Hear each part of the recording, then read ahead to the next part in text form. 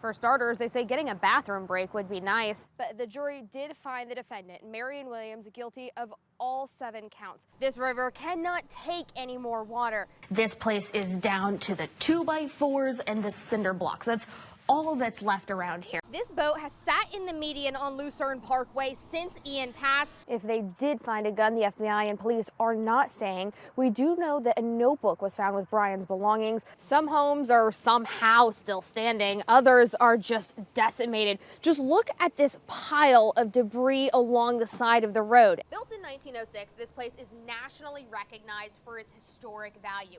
It's a staple here in downtown Arcadia, and the owners say these locks won't be on much longer. Aaron Betzner poured his heart and soul into this bench, making every little detail about Gabby, from the butterflies to the words she wrote. Right now, we're on the roof of the Babcock Neighborhood School, and I want to show you the new construction. We've seen these gray skies out here all morning, but it's just starting to get windy out here. This morning it was pretty easy, pretty fair winds, and you can feel a little bit of rain coming down, but it's not too bad.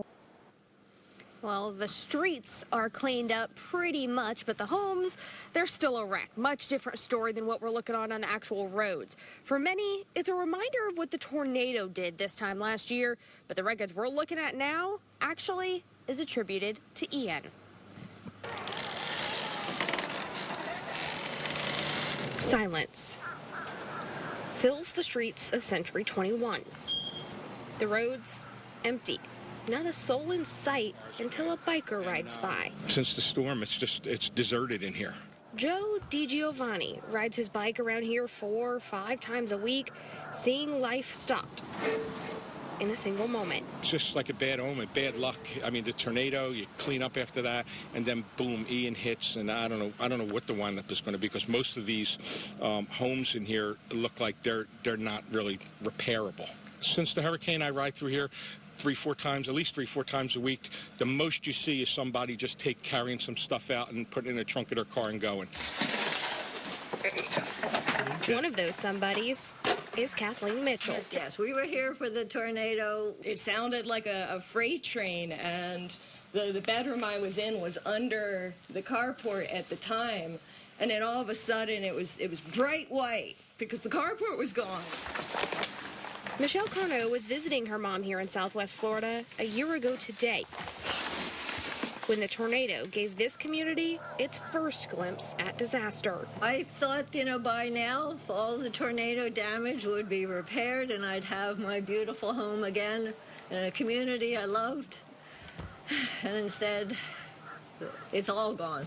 To Mitchell's surprise, one major storm wasn't enough. During Hurricane Ian, her daughter was 1,200 miles away, waiting on a text. She's fine. She's alive. That's all I know. That's all that matters. That is absolutely all that matters. Her mom's all right, but Mitchell's community and way of life? No, I never expected anything that would just, demolish not only my home, but the whole community. 320 homes.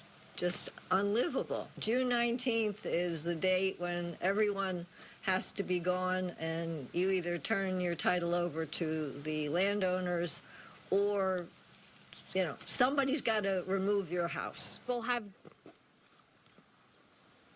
Mitchell says most people have given up, left their mementos, and hit the open road. She's saving what she can before a bulldozer comes and knocks down the community she's loved for more than a decade. I'm live and local today in Lee County. Samantha Serbin.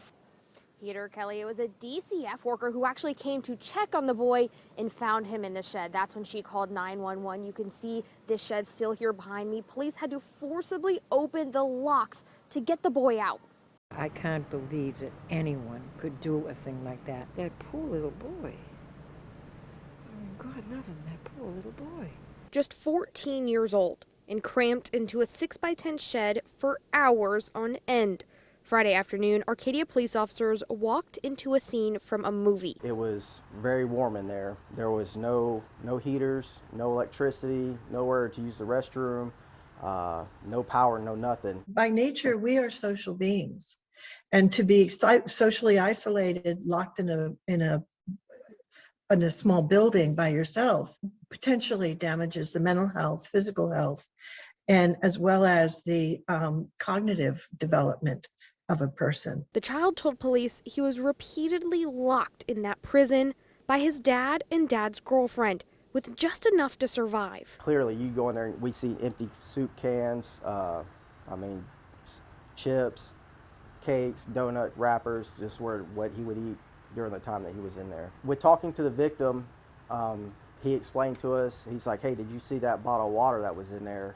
And we're like, yeah, we seen it. And he's like, I was saving that for the weekend because I knew that was the only thing that I was going to drink that entire time. The boy's dad, Harry Shoemaker, denied locking the door. But the teen, who has autism, says at first it was actually Jennifer Hines' idea. Anytime that they didn't want to have to deal with him, they would put him in the shed and lock it to where he couldn't get out. Arcadia is a small little place where everybody loves each other. And here you have something so heinous going on across the street from you. The day the duo was arrested, the victim told police all he had eaten was a pack of pistachios. When he found out he wasn't coming back to Arcadia Avenue. When we informed him that his dad got arrested, he was so happy. And the first words out of his mouth when we told him your dad was arrested, he's like, oh, thank God I don't have to go back to that shed again. The boy is now safe with his grandmother. What comes next? Getting treatment for the trauma this inevitably caused. I know hindsight is 20/20, but were there any warning signs that they could have brought out police out sooner?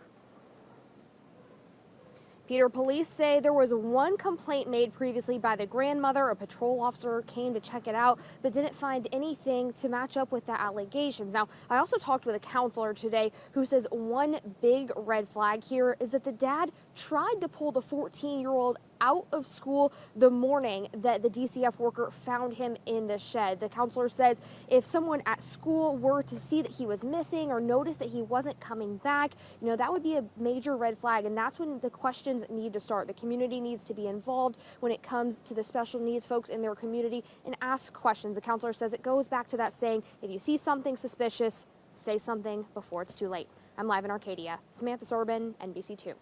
Performers of all ages will soon be able to hit the stage here, surrounded by remnants of history.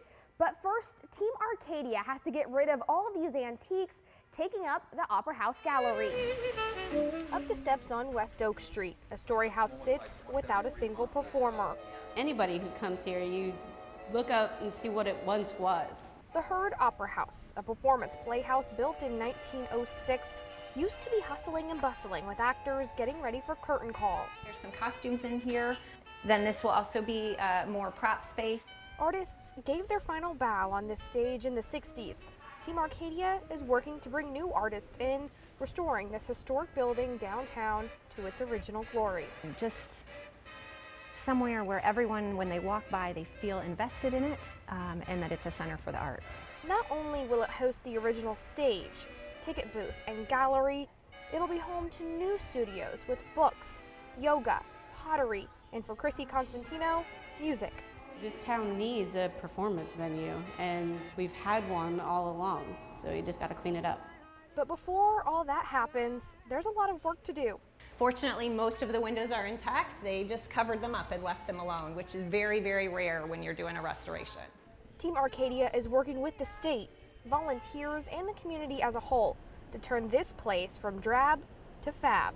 This is a really key piece for Arcadia where we can all come together, where there's no worry about race or creed or political aspiration or anything of that sort. We can all just support each other, focus on the arts, creativity, and just be together. The show must go on. The first expected to take center stage is A Christmas Carol this winter.